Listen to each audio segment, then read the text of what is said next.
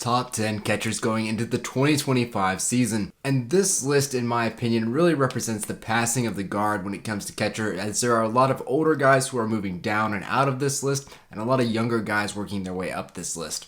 The number 10 spot, we have Ivan Herrera, who is 24 years old. He will be taking over behind the plate for the Cardinals this year. He played just 72 games last year and came up with a WAR of 2 in that time. And his bat was absolutely incredible. And even if his bat isn't quite as good this year, we still expect him to play more than 70 games. And he's still going to hit pretty well, and he's going to continue to develop defensively.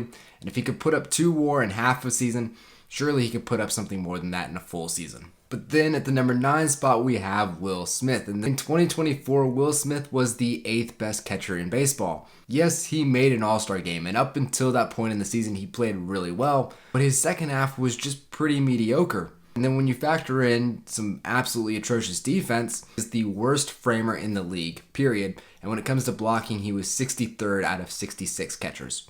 Then at the number 8 spot is Yainer Diaz, who is another youngster. He is 26 years old. And he is also an amazing hitter. He actually out-hit Will Smith in 2024.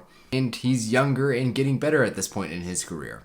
And if you really value offense for your catcher, then this is a guy you're going to like a lot. But on the other end, he's another guy who struggles defensively. But I think defense obviously is incredibly important for catchers, and it's a big factor on this list, which is why he can't really be any higher, and it's why Will Smith can't be any higher either. Then at the number 7 spot, we have Alejandro Kirk, and this one blew my mind because I really did not expect him to get on here. He's the same age as Yainer Diaz, and it feels like he's been around for a long time already, but he's still very young, just entering into his prime. He barely missed out on being a top 10 catcher in 2024, and I would really describe him like this. You get elite defense and you get a league average hitter, which is an above average hitter when it comes to catchers. And so if you're getting that elite defense at the most important defensive position, plus a solid bat, then you got a really good guy on your hands.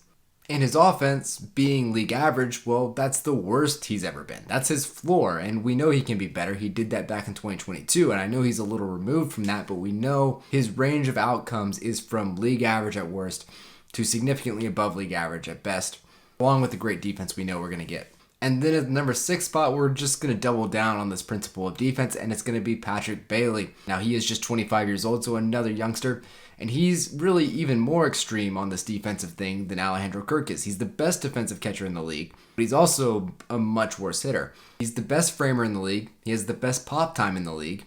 He also just plays a ton of games, which helps him out over Alejandro Kirk, who doesn't play as many games. He had a 4.3 WAR last year. He's supposed to get a 4.7 WAR this year. It's actually higher than Adley Rutschman's projected WAR is. But unfortunately, I just struggle to put him any higher on this list because of the offense. I mean, he had an 81 WRC+. That's just not good. But then at the number 5 spot, we have Austin Wells, who came in 3rd in the American League Rookie of the Year. So of course that means this is another youngster on this list. He had a WRC plus of 105, so he's a mildly above league average hitter, which means he's a really good hitting catcher.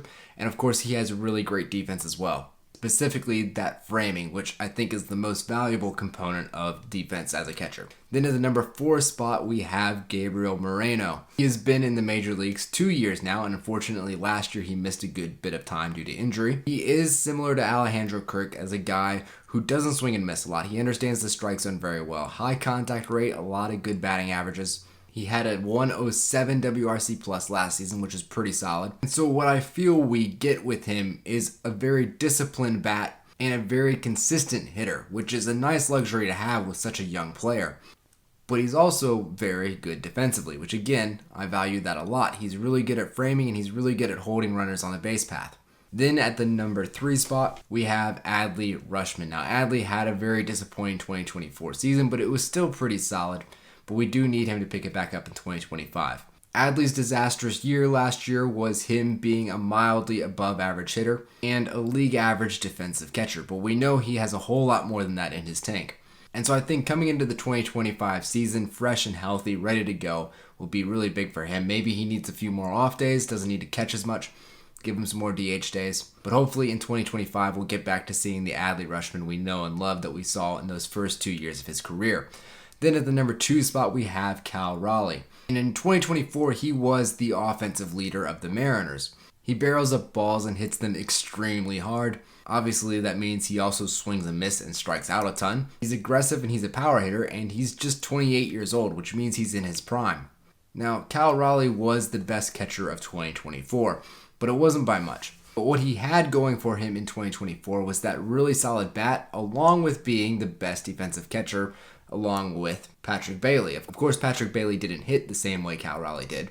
Then our number one catcher for the 2025 season is William Contreras. Now, Contreras has the advantage over Raleigh with the bat, and that's crazy because Cal Raleigh is the second best hitting catcher in the league. But Contreras is the best hitting catcher in the league, and it is a sizable gap between 1 and 2. And then really Cal Raleigh and a couple other catchers are pretty close there in the 2 to 5 range or so. And so Contreras' level of offense is just not something we're used to seeing from catchers right now. But the reason that Contreras and Raleigh had the exact same WAR in 2024 was Contreras played atrocious defense. Here's the thing, in my opinion, Cal Raleigh had his best year in 2024. It's the best we've seen him hit, and he was at the top of his game defensively. Can we really see him get any better? Whereas Contreras, who had the exact same WAR in this season, hit extremely well, which we have seen him do consistently throughout his career, so we can expect that to continue. He was also atrocious defensively, which is not what we saw from him in 2023. Contreras was actually rather good at defense in 2023. And so Contreras' defense can't get any worse. And if his defense can't get any worse and he hits the same, then he's tied for the best catcher in the league. If his defense steps up just the slightest bit, if he just becomes maybe a league average catcher, he jumps above Cal Raleigh and everybody else by a mile. We saw him play good defense in 2023, so we know he has it in the tank. We don't really know if Cal Raleigh can take another step up at the plate to be an elite hitter. And so that's why William Contreras is my number one catcher for the 2025 season.